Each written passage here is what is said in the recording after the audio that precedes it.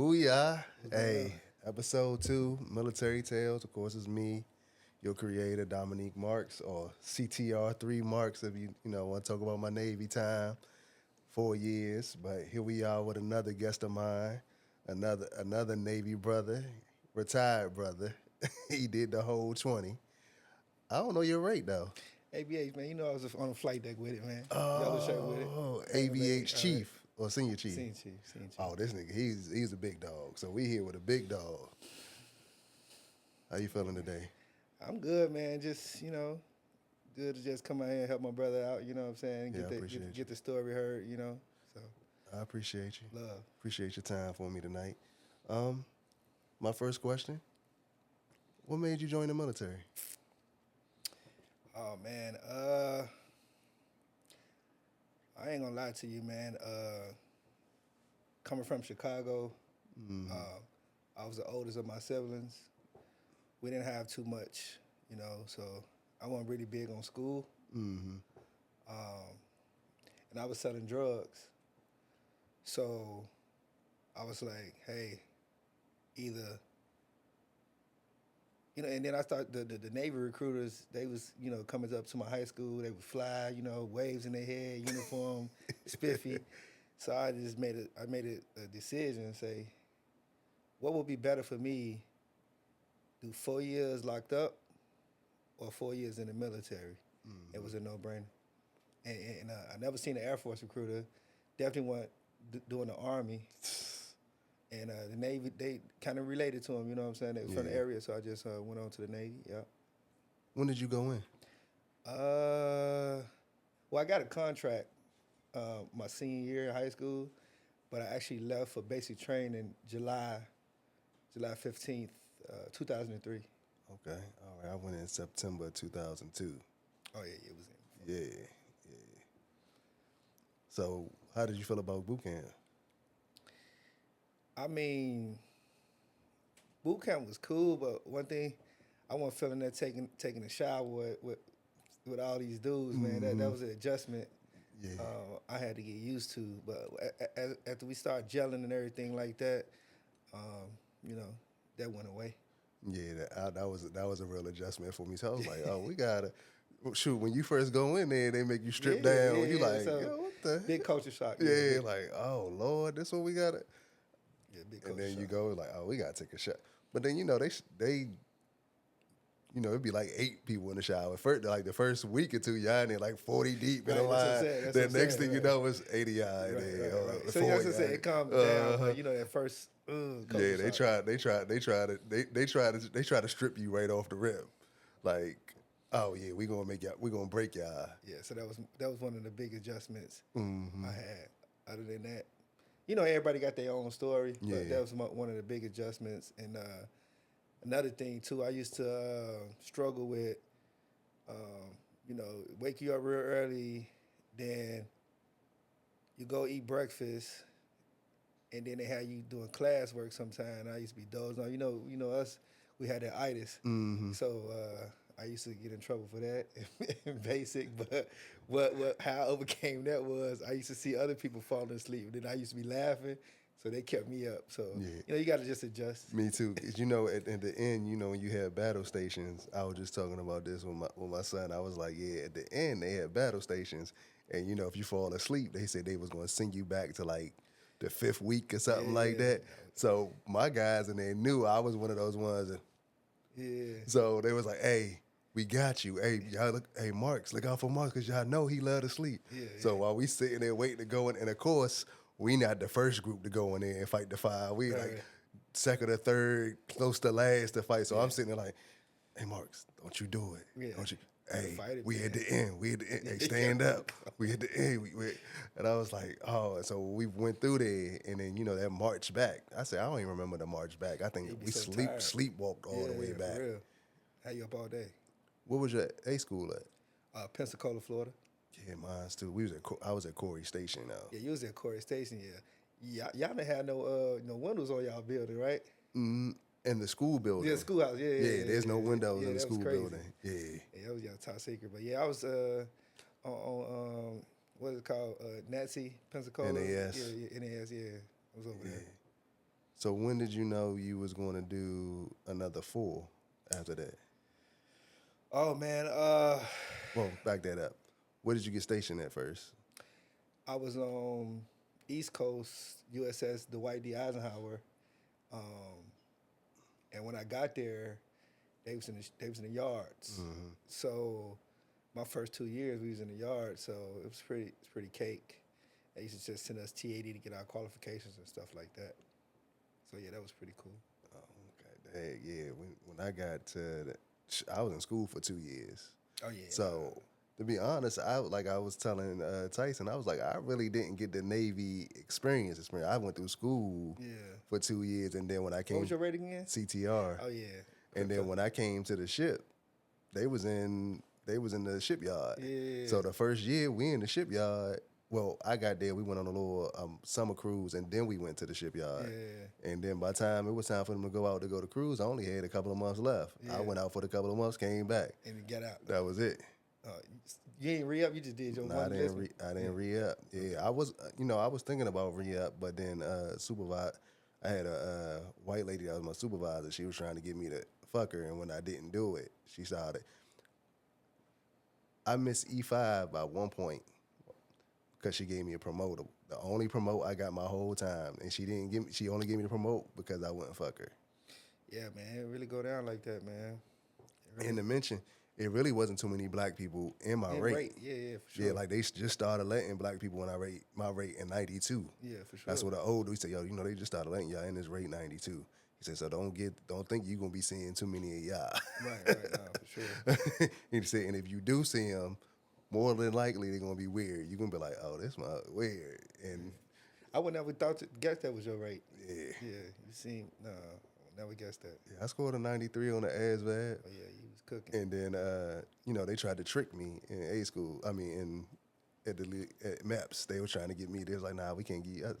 But I was fortunate. My cousin was in the Navy already. He was an officer, and when I told him what I scored, he said, hey, you could pick your rate, cause he said, don't let them trick you. And it was the night before we went into MEPS. I called him. I was talking to him. He was like, you will go in there. They're gonna tell you can't have this job. You can't have this job. I'm telling you right now, cause pick whatever job you want. You got it. He said it's a blank check for you. For real. So when I went in there, they tried it. I got up to walk out. The dude was like, you about to leave? I said, I'm cool. So I got a job at home. I'm straight. He was like, hold on, let me see what I can do. Yeah. I said, yeah. He's like, yeah, I got you, blah, blah, blah. That's the one you want. Yeah, I already know. Yeah. Yeah. So that's how I ended up at CT. Yeah. And you did those times at Dwight, then you went where? No, so actually, I had to re-up for 4 more, so I had to stay on the Ike for like another year of for 5 years. Cause when I re-up, that put me to 8. Mm-hmm. So I had to stay 5 years on the Ike, and then I went home on recruiting duty back in Chicago. Okay. How did you like recruiting duty? Oh man, that was major, man. Definitely that was major because I went back to the same recruiting station that I got recruited out of. So the community, the West Side of Chicago, and then my high school had closed down, right? So all the teachers and the staff, they got spread out to all the other different high schools on the West Side. So everywhere I went, every high school I went to or took my recruiters to,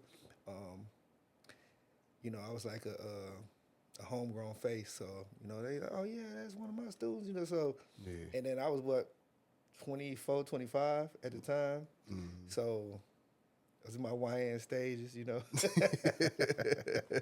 So I connected with the students real good, man. I was out there at the high schools, man, with my Pelly jacket on, Challenger.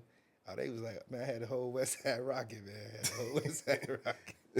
So you was definitely snatching them up for them. Oh, yeah. You changed some lives. Yeah, definitely. Changed my life, changed my life. I just wanted to give, because I didn't know what the Navy was going to be like. Mm-hmm. But, my reason was like, it's got to be better than being 4 years in jail. Yeah, definitely. So got to meet a lot of people, travel the world a little bit. And what I experienced and what the Navy did for me, I wanted the kids on my community to have that same type of opportunity, you know. Yeah. And so I went to really go change lives, you know. Yeah, that's what's up right there. What was your adjustment that you felt like you had to go through joining the Navy, like the first 4 years to the second? Because after the first 4 years, you was adjusted by then. Yeah, I was probably like an E5 already by then. But one thing that I feel like I had to adjust to was, you know, my siblings. You know, I was always their protector. You know what I'm saying? Mm-hmm. So, you know, not being there for them, and then you know, didn't really know where my mom was at. You know, so but I just had to man up and do what I had to do because I know what I had to do was going. You know, I was doing it for my family pretty much. Yeah. Yeah. So did you know you was going to do 20 after the first 4, or? What I did tell myself is this. I said, if I ever get to the 10-year mark, that's the halfway. Mm-hmm. Everything is downslope after that. Yeah. So how they got me was, it's like every time you up for a reenlistment, you always get promoted. Yeah. So I'm like, oh, I'm an E6 within like 6-7 years. Yeah. I'm like, now I get to go back to the ship as a first class now. I'm like, oh, that's sweet. Now, ain't no more needle got no pad ass, nothing like that now, right? So I was actually going through the process to be a Chicago police officer. And they was taking too long for the next step of the process, So when I got done with recruiting duty in Chicago, I went back out I signed up for like, I think the minimum was like, 2 years. Then I got stationed on the Truman, and I was flying back home to do all the process with the Chicago Police Department. Passed everything, but I was an LPO of V3 at the time, right? Mm-hmm. And this is when like all that drill music and the city just started going crazy, right? Yeah. And I'm sitting at the desk with my Devo and my chief. We in the office, and just so happened the news came across, and it was like the murder rate in Chicago had spiked. They was like, "This is what you want to go do, and you got a good chance of making chief right now. You just coming off recruit duty. That's a decision you got to make." And I was like, I might have to take a pay cut too. Cause by this time I'm already driving forms. By this time, I'm like, start off rookie Chicago Police Department. I ain't trying to get back in no Charger. You know what I'm saying?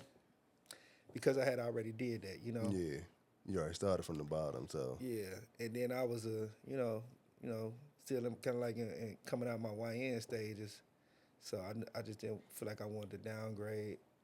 So, as you know, true enough, first time up, chief, first time up. So, I think that was a good decision. What do you think the difference is from? Because, you know, we low man on the totem pole. The adjustment from being E1 through E4 to now you E5, E6, E7. The biggest struggles that I had with that, believe it or not, I was getting ranked so fast to where now the sailors as I'm starting to lead, I'm younger than them. So it's kind of like, now I'm 19, 20. Now I'm a third class, second class. But then you got this female, she 27, 28, and it's just something about our people. Like, I mean, let's come together. Like, why would you want to give me a hard time as your supervisor just because I'm younger than you? So it was kind of like who you think you is and all that, you know? And, you know, they say the pen is more powerful than the sword, so I used to have to. White folks up. Yeah, but I wouldn't never turn it in. I just sit them down like I'm counseling them, but I wouldn't never put it in their Dibbo record, though. But that used to get them right, though. Because, you know, we used to have that thing when, you know, people go up for rank, like, who going to change? Yeah. Do you think it's that y'all change, or do you think it's us that change how we see y'all when y'all move up in rank? Nah, so what my leadership used to do is every time I get a rank, they would purposely put my homeboys under me in my duty section, this, that, third, right? So now, either, and they used to be wilding, right? Late for duty, leaving duty, skating off, this, and that, third. So now, they're like, yeah, ABH tomorrow, come here. Why such and such doing this, such and such doing that? I'm like, man, why y'all put them somewhere else, man? Don't put them under me, man. Put them somewhere else. So that was the kind of way they used to do to get them to do what they supposed to do, because they like, oh, that's his friend. So hopefully they'll try to, be squared away with their buddy. That was a tactic they did. Yeah, that's that. I don't think they really tried that with. I had white dudes that was over me. Pause. Yeah. And the only supervisors that I can say I told you, they was a different rate. We was in the same division, but they was a CTT. Right. So they already know that I respected how they move and how they walk and how they carried everything on the ship. So, hey, they come told me, hey, Marks, let me holler at you. Oh, all right, bet, I got it. Oh, ship up. I need you to, all right, I got it. That was it. Ain't no, it was nothing. I was like, and I think I told Tyson, I don't think I really had military burn. I might have faked it. Yeah. But I don't think I never had it, because Tyson said it was a big adjustment for him. Yeah. But I didn't feel like I had the adjustment. Like, to now, you've been out for how many years now? About 2.5. Retired for Yeah, 2-3 years. Let's put some respect on that. Yeah. You the adjustment to that. The biggest to be retired. Yeah. Oh man, nobody ever told me that. So I went in when I was 18. Mm-hmm. Came retired when I was 39. 100% disability, retirement pay, all that good stuff, right? But this is what a lot of people don't tell you. My whole peer group at 38 is still at work. Mm-hmm. So it get kind of lonely. It will get lonely at times, because once you go to the gym in the morning, I go to the gym in the morning, I come back, make me some lunch, maybe go run some errands, and then it's like, man, I never thought about that. Yeah, and I never knew it was as many senior citizens that move around during the daytime, during the week. Mm-hmm. The good thing about it is, you go to the post office, you go grocery shopping, there's no lines. Just like elderly people, they get in, they get out, because everybody else at work. But after that, that's why if you see like me on social media a lot, I like to go travel. Be in the DR, be here, just to see a different scenery, because it's only so much of the house you can, and then I live by myself, so it's only so much of the house you can see, man, and it gets kind of, it do get kind of like boring, lonely. You just got to find things to occupy your mind with. Nobody told me that, Now, as you say that, do you think us as military, do we check on each other enough? Because, we don't know that y'all retired being lonely. We just out here, us as black men anyway, I don't think we check on each other enough anyway. But you add on that you a military vet, you did 20 years, everything you just said, and now you got free time. I would say,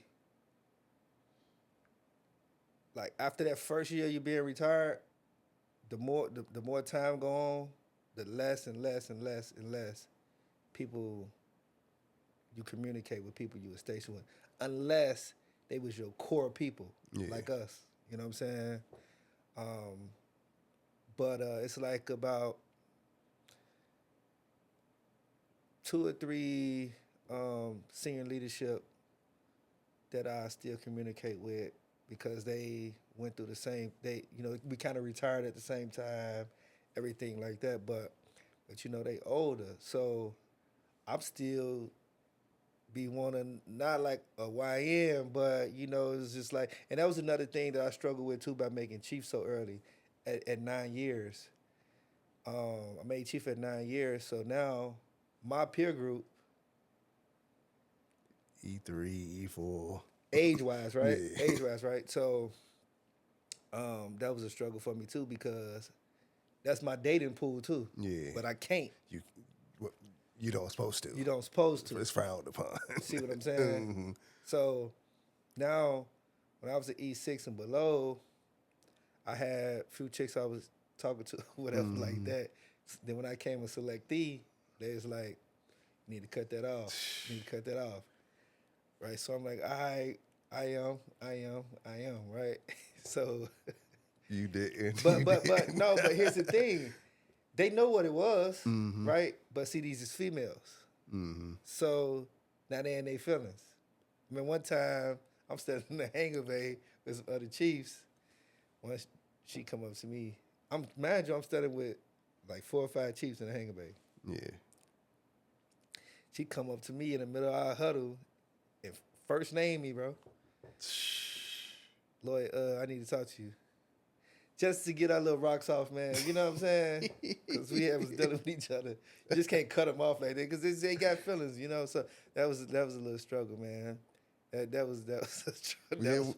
Us lower down. We know we was competing with y'all E7 Chiefs a lot of times. But see, it wasn't really so much as the E7s competing with the E7s. Here's the thing: what you don't know, or what you probably do know, me. I got chicks all my life, so I didn't need khakis to get chicks. Yeah. See what I'm saying? But now you flip it. The females used to target khakis too. Yeah. So it's a double-edged sword. Yeah. You know what I'm saying? But see, now you got somebody, a chief that probably wasn't used to getting chicks. Now, these chicks hollering at him, he don't really know how to maneuver right because now he's starting to get some attention now, and this and that and the third, and them be the ones that be getting in trouble. Yeah, they're the ones that they be making retire early. Them be the ones because they don't notice that she trying to set them. She not setting them up, but females know what they be doing. Yeah, they taking if I give him a little swerve, he gonna pay the rent. And then you see the girls working in the offices. It'd be the fine ones working in the offices. They find that way. They maneuver. These girls come from Chicago, Baltimore, Philly. They know what's going on. And little E3 can't do nothing for them, bro. Yeah. So it's a double-edged sword. Yeah. So if you could go back, would you still make the decision to go to the military? I would say nah, because the Navy changed so much now. Like these junior sailors, because I still got friends that's senior leadership, and like you remember like we couldn't walk around. We was outside. We had to have our cover on. And we at least at some type of standard we go by. Yeah. These sailors now they just trying to do TikToks and this and that and the third. They really ain't listening to leadership. You can't tell them nothing to do now. And I've been got in trouble out there, bro, because I came from the old school. Yeah. See what I'm saying? So that'd be a big no. But if it was some kind of miraculous way, I could serve with the same flight deck crew that I served with on the Truman, then I'll go back and do another deployment. And that's one of the things I think a lot of it has to do with the people we serve with. Yeah. So your favorite crew that you serve with, you will serve with them over and over again. Yeah. But going back to serve with some people that you have no idea what's going to go on. And with you being from the old school, I almost went back in 2016. It was about 2016. I was going through the process or whatever, and I did reserves for a little bit. And I'm talking to them in the reserves. I'm like, yeah, y'all still going in the fan room? They was like, fan? What are you talking about? I said, and it was a guy in there, and he was like, when did you join? I said, 02. He said, oh, yeah, you got the old school. And the young boy was like, what are you talking about, fan? He said, yeah, we used to go when if there was a problem, when you go in the fan room, handle it, and it's over with. Yeah, go ahead, square up, call it a day, go back, handle your business. Respect earned, respect gain. Hey, you acknowledge you wrong, blah, blah, blah. I don't know if you remember this, though. I don't know if y'all rate did this, but my rate did. It's called Attacking on the Crow. Yeah. You heard about it? So basically, I made third class. I'm on duty, and some of the second class and third class, they put me in the fan room, put my arm around the pipe, and bang my shit. All right, now you know what I'm saying? That's low key hazing. Yeah, but like stuff like that, I used to like about the Navy. It's not. It's all watered down, man. It's all watered down.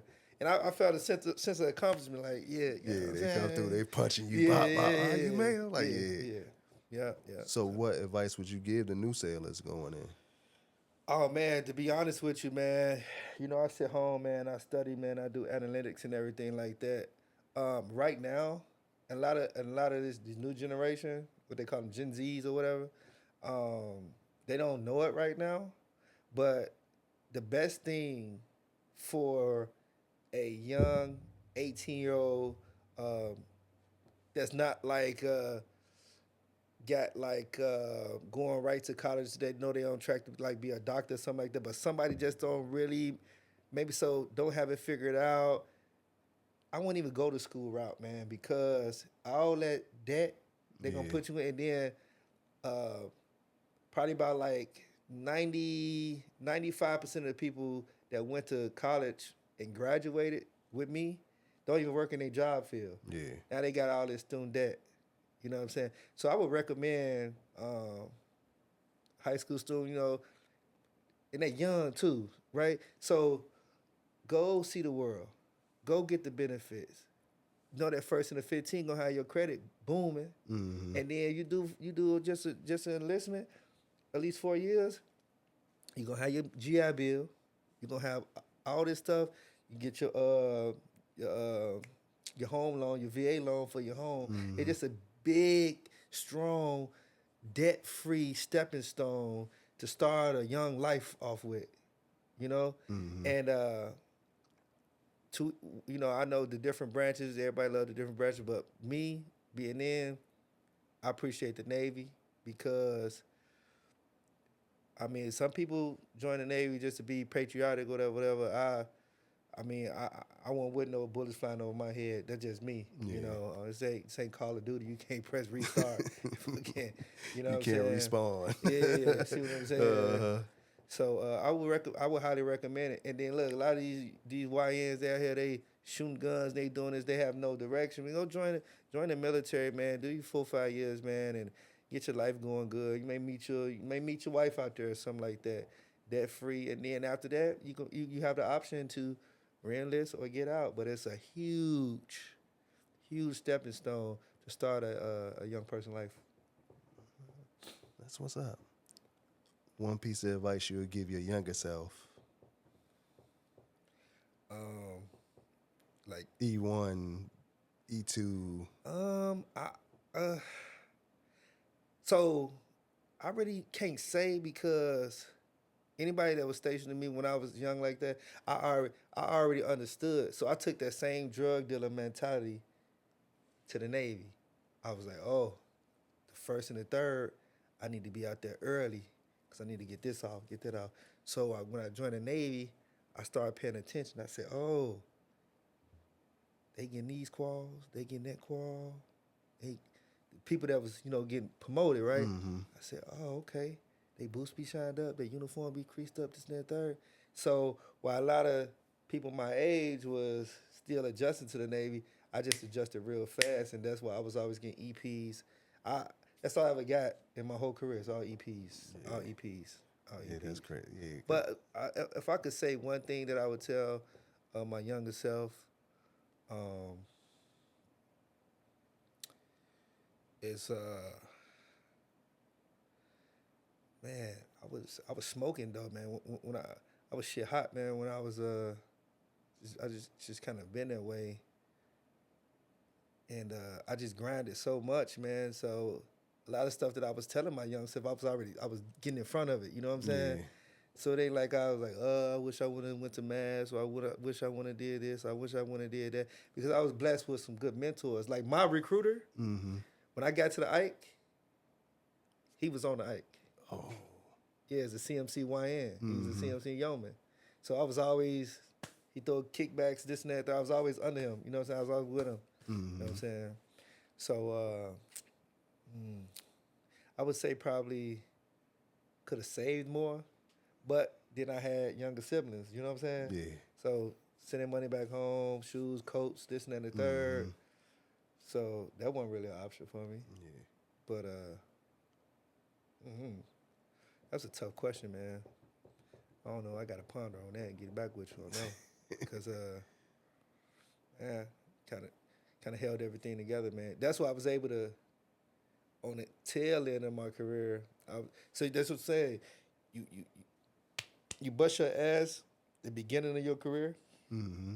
and then you can kind of chill. Because once I made chief at 9, bust my ass 9, then I got to pretty much kind of Coast. coast. You know, now I'm eating in the chief mess. Now I'm living in the chief burden.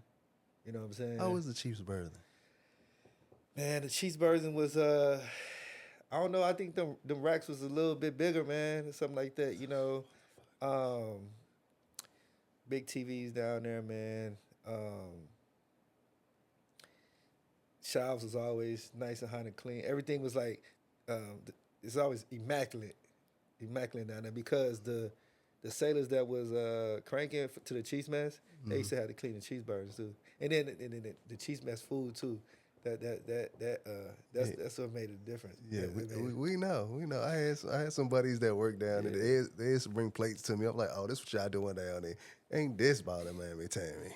They used to be. You can go, you know, food to order. Hey, I want a quesadilla. I want stir fry. I want this. You know, omelets, eggs, everything. Like everything. Yeah, Like, out there living there. that's why you see a lot of Chiefs. They had the big bellies, man. Uh-huh. Yeah, man. Damn. And then they had the internet and phones down there. You go down there and call home anytime. Go down there and sleep, take a nap, play cards. Ain't this about to bleed? Holiday routine. We had popcorn, shrimp, like it was. That was that was Yo, ain't this about to? But it's real segregated though. It's real segregated because like all air department sit with each other. That's how it go. That's how it go. Well, you know, thank you for your service.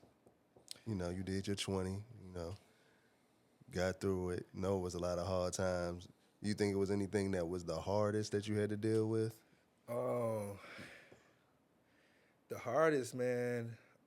Besides being away from family, your siblings, like you talked about in the beginning, but I don't know, man. It's just like when you do all that time like that, you it kind of plays with your mental, man, because and especially when you get up in leadership, right? It's hard to adjust. Like I can't imagine getting a job, you know what I mean? Because civilians they just operate so differently, you know what I mean? Yeah. And it's like what is they doing? You know what I'm saying? But then I had to realize that a lot of people don't understand their attention. They may be doing a job right, but I'm like, it's more efficient. In my mind, I'm like, it's more efficient this way. So then I know me, and now next you know, they pop off and say something smart, and I say this, and that, and it's up. You know what I'm saying? So a lot of people don't understand like mental health. That's a real big thing, man, especially during those years because you train to operate everything efficient. Like me working on the flight deck, right? If an aircraft's supposed to get launched at a certain time, right? It's boots on ground. Army Marines, they on the ground. They looking for what we call CAS, CAS, close air support. They looking for this jet to be on time or they gonna die. So when people be like lackadaisical about their time and stuff like that and being late and not punctual and stuff like that, shit irritates me because in my mind I'm like, what if that's what I got to cope with because now I'm in the civilian world now. You know what I'm saying? But that's all I know. You see what I'm saying? Yeah. So like I got a low tolerance, man. You know what? That might be the thing that changed me that I didn't equate to you saying it right now. That might be the thing that changed me about the military that I didn't know until you said it right there. Because just now when we was outside, I was on 10. Yeah. I was on 10. I think the video guy, he might have saw it in my face. I'm like, yo, these like, yo. Yeah. And you know, and think about it, I got to catch myself and calm down because like, man, they didn't know it's not his fault. You know what I'm saying? But I'm like, damn that. You know what I'm saying? Damn that. And that might be what changed me. You know what I'm saying? I'm glad you just said that because I never really equated that into me taking that from the military. And I told my little brother got 12 years in the Marines right now, and he talking about, I might get out. And I told him, hey, you got 8 years left, brother. Yeah, I said you might as well finish that time. I said, and I basically told him the same thing you just said about the civilian world. I said, look, at least when you in there, you know where the shit stop at. yeah, I said, out here in the civilian world, they don't be having no clue. You be looking at them like with a stupid face, like yo. And I go back to my time, and I'm like, yo, if I would know where this would end at over here. The shit gonna stop right here. Boop, man. Y'all be out this joint it just keep rolling. Down, up. So I'm like, yo, no. yeah, man. So, and another thing that I kind of dealt with too, man, when I retired, man. You know how you go to MEPS when you first join? It's like everything. Hurry up, go. You go to base traders. Bro, when you retire to get your military benefits, bro, the disability, they drag ass. Yeah. But they don't. So like people got real bills they gotta pay for. You mean tell me a person started their country, and now they got to sit here and wait around on this and this and this and that and the third. That shit what kind of irritates me too, man. But luckily they got me squared away. But it took a little minute. Yeah. Yep. So, Well, I definitely appreciate you coming through, taking your time for me, no doubt. telling your story. Definitely could probably get a bigger couch next time. Nah. One of the next times I had you come on and have a couple of the guys come on. But, you know, I definitely wanted to start off with your story first, everybody's story first before I have multiple people on. So, you know, I thank you. You know, thank you for your service. No problem. Anytime, man. Definitely. But, you know, make sure y'all check in, like, share, subscribe, support Military Tales, Navy. Right now it's Navy, but Army, Marines is an open couch for everybody to share these type of stories. I think it's well deserved. People need to hear it. Good advice for some people that's going in after you, and some advice for the people that's at home retired. And you told, hey, they don't know that they might be suffering. And hey, check on your friends. Yeah, for sure. And you saying that, I'm gonna check on you more, Yeah, brother. for sure. At least once a week, I'm gonna hit you up and see what's good with you. Yeah, and it don't cost nothing to do that. Yeah, yeah. And likewise, man. Yeah. But definitely like, share, subscribe. We out here, Military Tales, episode 2. Who we are.